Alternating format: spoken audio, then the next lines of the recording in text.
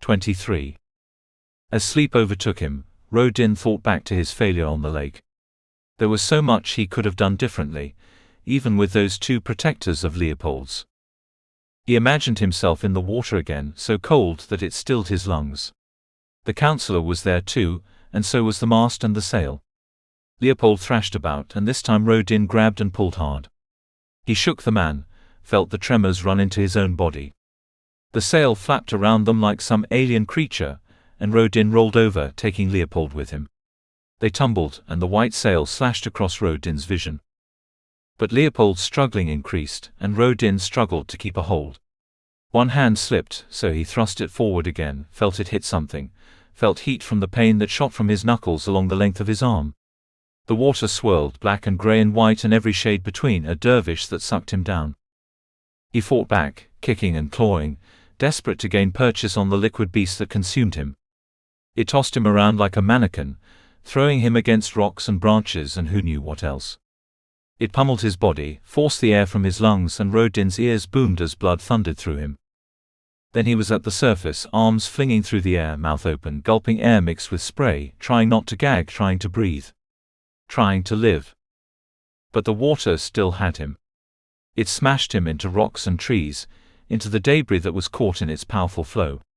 He cried out, shards of pain darting along his arms, his legs. A clout to the head, and he felt nausea build, saw swirls of color that didn't exist. Brought a hand round, placed it on the wound, felt the warmth being leached out by the water. He coughed. The current pulled his boots, his legs. He flailed, struggled to stay on the surface. The darkness called. The darkness always called. But Rodin fought, even though he knew it must win. His strength had long gone, and now only adrenaline kept him going. Only adrenaline and the will to live. And then the water was warm, sweat-soaked sheets cooling his trembling body. The dreams were getting worse. Rodin rolled from his bed and grabbed his screen, tapping to bring up the clock. A few minutes to 4, far too early. But the message icon flashed and Rodin tapped. He waited for the text to come into focus, and even then he had to read the message twice before it sunk in.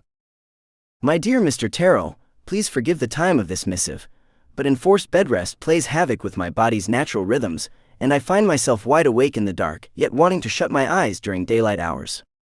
But maybe that state of affairs is due to change. I am improving, and I have talked my carer round to allowing me to return to work. Initially, this will only be for a few hours each day, but I am eagerly anticipating sitting in my office. Obviously, my duties will be light to start with, but this provides me with the luxury of time to fill as I see fit. And so, in part to make things up to you, I invite you to visit my office, details supplied, and shall we say 10 o'clock this morning. I would have invited you to my own rooms, but the continual presence of my carer, much as I appreciate all she is doing for me, would not have been conducive to open debate. Please respond. Leopold. His mind already turning over possibilities, Rodin tapped out a response, said he'd be happy to meet the counselor at the agreed time, said he too was looking forward to another opportunity to meet. Of course he was. The council offices were naturally at the heart of the dome. The 4 square buildings rose 8 stories above the lush grounds, each tower topped by a reflective pyramid. Walkways at the top and halfway up connected them. Rodin knew also that the buildings continued underground. Many said that the real decision-making happened down there, although others said it was reserved for admin and stores. Security was tighter here than anywhere else in the dome, and Rodin joined the queue. Ahead, uniformed guards let excited residents into the grounds. Rodin had read how the gardens were considered the finest in all the dome, and that many visitors had no interest in meeting with counselors or even entering the offices themselves. Apparently, though, the buildings were also impressive. Sergio had talked of the large screens, and the subtle sounds and aromas that filtered through the public spaces. He said it was like walking through another world, not as immersive as Frederick's party, but still worth seeing. He mentioned the artist responsible, but Rodin forgot the name. If Rodin saw these screens, it would only be in passing. He'd be ascending to the counselor's rooms apparently, something of an honor. Rodin would hold judgment on that. The line at the gate was moving fast. The security checks were clearly not too stringent. Rodin was soon at the head, confronted by two men in black tight-fitting uniforms, no doubt tailored to look imposing, but their lack of protective headgear was an obvious weakness. The guards were also too relaxed. When he stood in front of them, they were both looking at him. What he thought of a possible threat further down the line. Good afternoon. Please state your name and place your hand on the panel. One of the guards indicated a hand reader set in the wall. Rodin placed a hand on its soft surface. My name is Terrell. One of the guards consulted a screen. Yes, Mr. Terrell. You have an appointment with Councillor Leopold in. He consulted the screen's time display. Exactly 35 minutes. Our records are in accord with your plans, I take it? No, Rodin wanted to scream. You don't ask questions. You're guards. You tell others what to do. That's correct. I know I'm early, but I thought I'd wander the gardens. I've never seen them before. Of course, their records should tell them this. An excellent idea, Mr. Terrell, although a mere half an hour is nowhere near long enough. Anyway, our system is now aware of your presence, and should you need assistance locating Councillor Leopold's office, please use any of the wall screens. Thank you, and I hope you have an enjoyable and productive visit. Thank you. Rodin walked through the gate smiling to himself. Security in this place was an absolute joke. Even the few eyes were static, aimed at places the guards themselves could see. The path wound round beds filled with multicolored plants, their scents reaching up to Rodin, or maybe there were hidden aromapods. Rodin wouldn't put anything past these people. Their colors were too vivid, and they were too manicured. No matter how carefully Rodin looked, he saw no broken stems. And no weeds either. He approached the central plaza that sat between the four buildings. Each one appeared covered in windows, but many of them were nothing more than sheets of glass attached to the concrete. The concept, as far as Rodin understood it, was to make each tower as reflective as possible, so that when residents looked to the buildings they saw instead the world around them, a reminder that the council was for the people. Each building had a motto above its open entrance, phrases that might hark back to the founding of the original dome, but words that meant little to Rodin. Here to hear, here to heal, here to enhance, and here to protect. This fourth one, the home of authority, intrigued Rodin. Its doors appeared smaller, the lobby darker. It gave off a vibe of secrecy, of something vaguely clandestine. Rodin didn't like the whole concept of correction, and he didn't trust authorities' claims. Was it really possible to cure people of unsocial thoughts? He wondered how many people remained in correction, or died before they ever came out. But Leopold's office was not in that building, and after walking round the central plaza to kill time, Rodin returned to the first tower. He looked at the motto "Here to Hear," then shrugged and walked inside. The screen to his left flashed up a greeting with his name. This surprised Rodin until he saw the eye fitted just above the screen, and he nodded to it. Interesting, he thought. A security system used to comfort newcomers. But that didn't mean the feed wasn't used for other purposes too. There were more screens inside, covering the whole of two walls. They showed a beach, water in the distance gently lapping at the sand. And as Rodin listened, he heard the gentle rolling hush it made. There was even a taste of brine in the air. More fakery. Rodin turned to the lifts. There were stairs, but the door was small, the label "Minute," and Rodin didn't want to draw attention to himself. He glanced around, noticed the couple of eyes watching the lifts, but couldn't see any aimed at the stairs. Worth remembering. There was another eye in the lift, and words appeared as he entered. But this time there was a voice too, female and only slightly stilted. Welcome, Mr. Terrell. You appear to be 10 minutes early for your appointment. Do you wish to proceed at this time? The screen gave yes/no boxes and Rodin tapped yes. The doors to the lift closed. Ascending to the 5th floor. Please use the rails and grab straps for your own comfort and safety. The lift ascended quickly but smoothly, and in hardly any time the door slid open and the screen showed a map for Rodin to follow. He glanced at it, just long enough to remember the route, and then he walked along the corridor. Leopold shared a space with 3 other councillors. Their individual rooms opening onto a waiting area with expensive-looking sofas and another screen. Again the eye just above it registered Rodin's presence, and a message flashed up with his name. Welcome, Mr. Terrell. Said a voice, identical to the one in the lift. Please take a seat, relax and wait. Counselor Leopold will be with you shortly. The sofa's material creaked, and Rodin shuffled to get comfortable. Clearly not designed for relaxation then.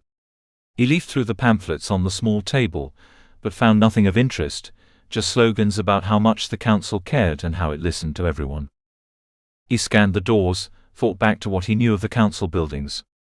He was sure he'd read something about offices being soundproofed. It was comforting to know that, even if Leopold cried out, he wouldn't be heard by anyone but Rodin. Of course, he still had no firm plan for the councillor's removal. But the man was weak after the capsize, and that could work in Rodin's favor. Maybe he could stage a fall, or suffocate the man and make it appear that he'd collapsed. The voice called. Mr. Terrell, Counselor Leopold will see you now. I hope you have a fruitful meeting. Good day. Rodin rose as the door screen turned green. He was about to thank the voice but stopped himself.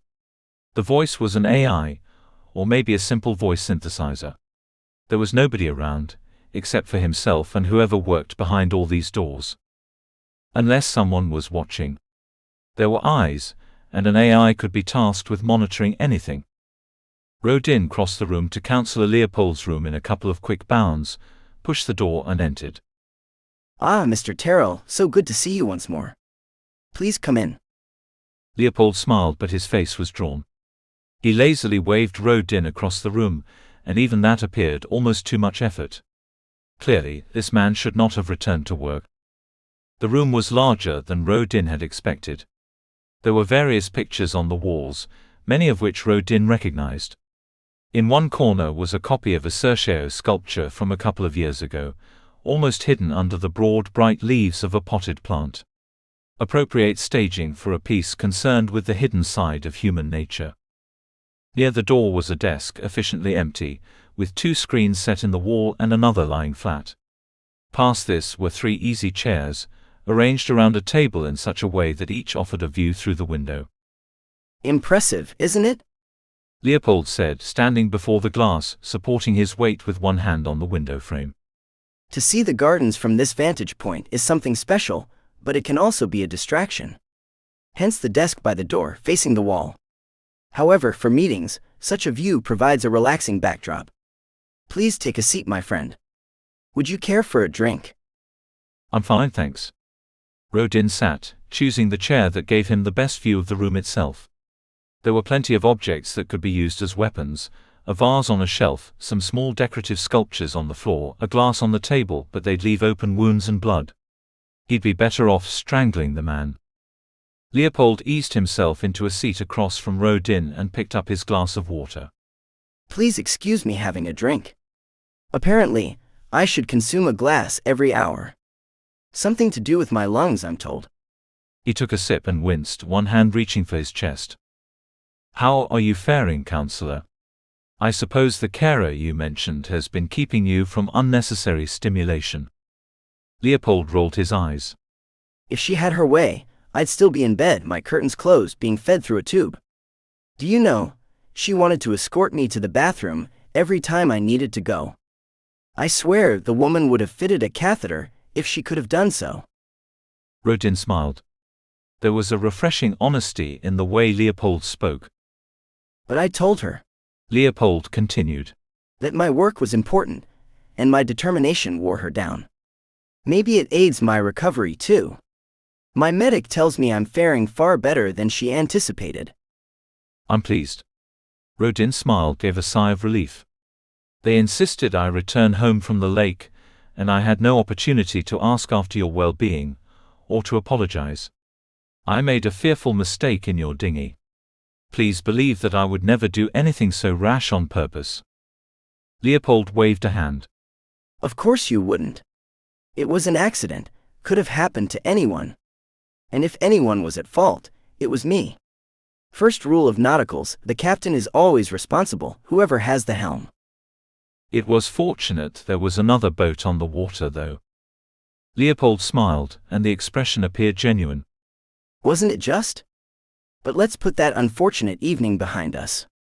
We're both fine, and that's all that matters. He took another sip of his water. Leopold hadn't known the other boat was there. Rodin was certain of that. So whoever was watching over the man was doing so without his knowledge. Rodin glanced round, confirming that there was nowhere to hide in the room. But he couldn't discount eyes, even though he saw no obvious ones. But I have one regret from that evening, Terrell, and that is the curtailing of our conversation. If I read you correctly, and I've often been told that I'm an excellent judge of character, you're something of a thinker. Our mutual friend Sergio used the phrase, "still waters run deep," although that might be an inappropriate metaphor in the circumstances. Rodin nodded. I strive to do my best. And I suppose I do ponder matters before speaking. Hardly surprising, given your background. Oh, I know no details, merely what is in the public record. Singled out by authority, moved to a second dome, and then that unfortunate incident with the forgery. Such troubles would lead many to question what's really going on in the world. Why me? Many would ask. Why must I suffer when I have striven to do what is right, both by society and by my conscience? He raised his eyebrows, and Rodin bit his lip as he framed a response. But taking a step back, it is clear that there is so much in life that we cannot control. I can't change the past, but I can learn from it in order to improve my future. Wise words indeed. You're definitely a thinker, friend. But back at Frederick's soiree, you mentioned one of my speeches. I'd be interested in hearing your thoughts on it. If that is, you can recall my words well enough. Indeed I can, Rodin said truthfully. You were positing the possible benefits of greater travel between the domes. And there were many ideas that stuck with me. Rodin allowed Terrell to take over, reflecting the counselor's own thoughts back at him, how restricting thought leads to stagnation, how being open to new ideas broadens the mind, how there can be no harm in pondering even extremes so long as actions that may come about are logical and justified. But Rodin didn't relax. He studied the room in more detail, seeking a possible way to complete his contract. The desk had hard edges, so arranging or staging a fall might be a possibility, but would be imprecise. Leopold wore a high-collared jacket, and while this might seem to protect his neck, to Rodin it meant something else. It would reduce signs of a struggle. If Rodin was to strangle the man, the nature of his death would not initially be obvious. And if he were to stage the corpse, it might so clearly be seen as an accident that no further investigation took place.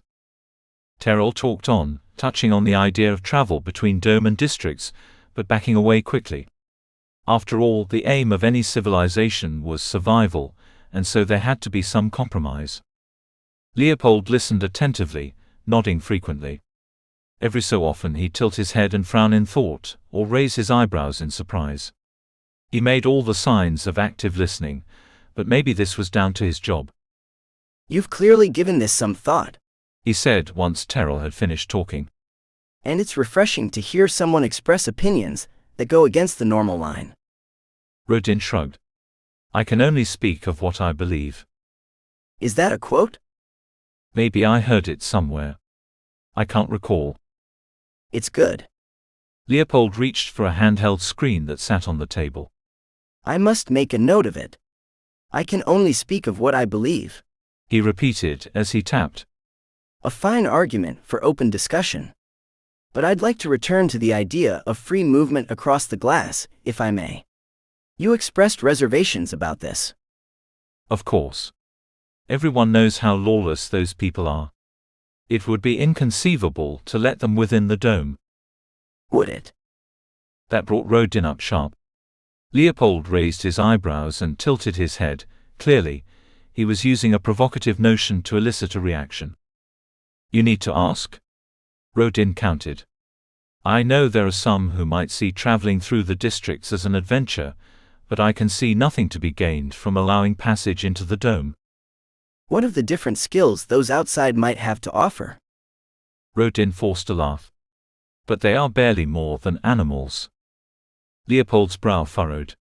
I must admit That's not the reaction I would have expected from you, Terrell. A deep thinker should never give in to the knee-jerk reaction, should never merely ape what the masses are saying. But even if your statement is correct, it doesn't argue against my point. For years we have learnt from animals.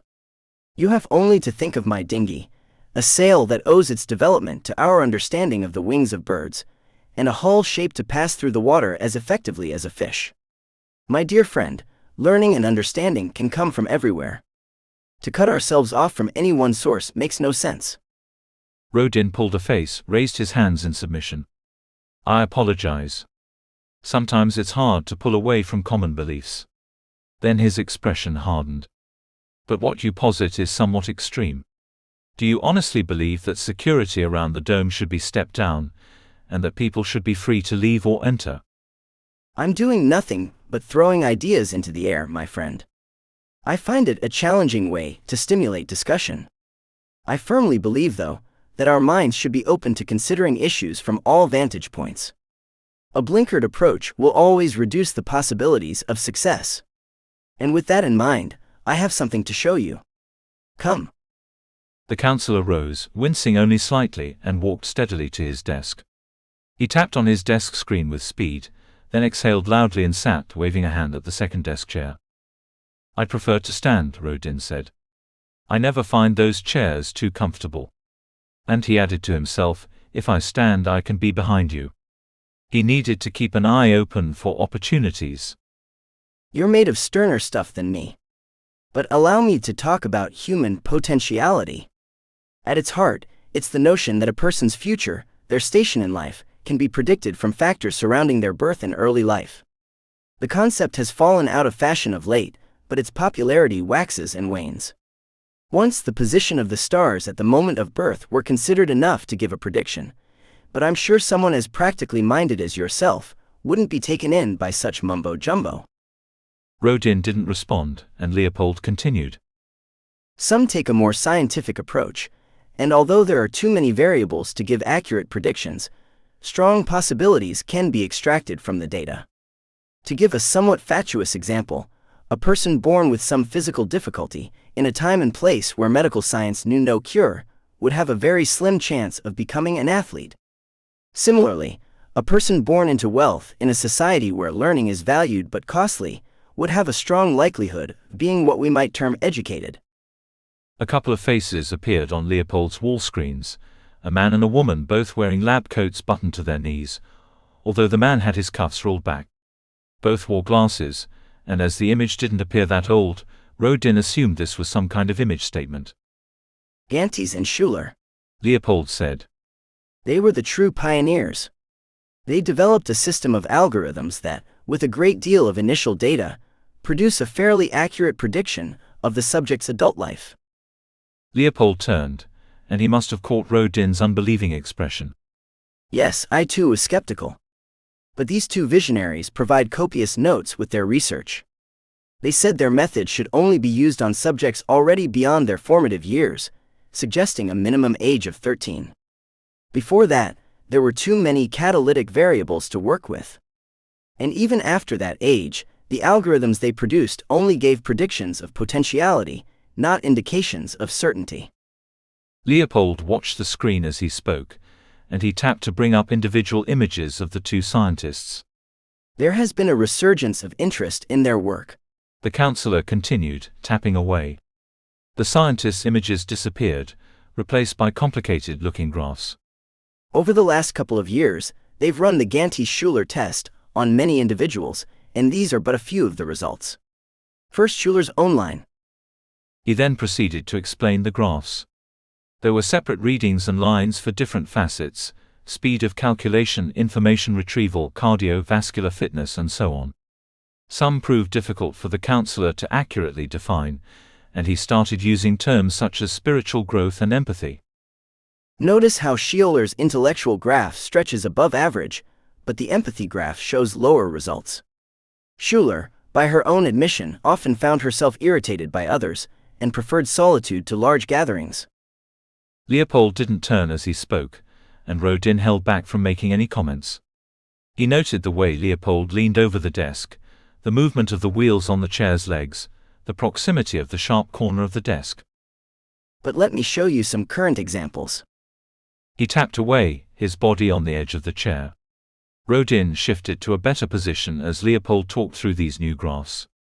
He mentioned authority a few times, and Rodin understood that these test subjects had undergone correction. He spoke of predictors for unacceptable behavior, but also predictors for civic pride. He spoke fast, becoming more absorbed in his monologue. A nudge of the chair, then Rodin could grab the man's arms, prevent him from placing them on the desk. Maybe force his head down hard, but he'd have to make such a move count. He knew from experience how tricky it was to knock an opponent out. I have one more series of results to show you. Leopold tapped and the graphs changed once more. Tell me, Terrell, what do you make of these? The moment was gone. Leopold turned, and Rodin cursed himself for not acting sooner. Being in the dome was slowing him down. He looked at the screens.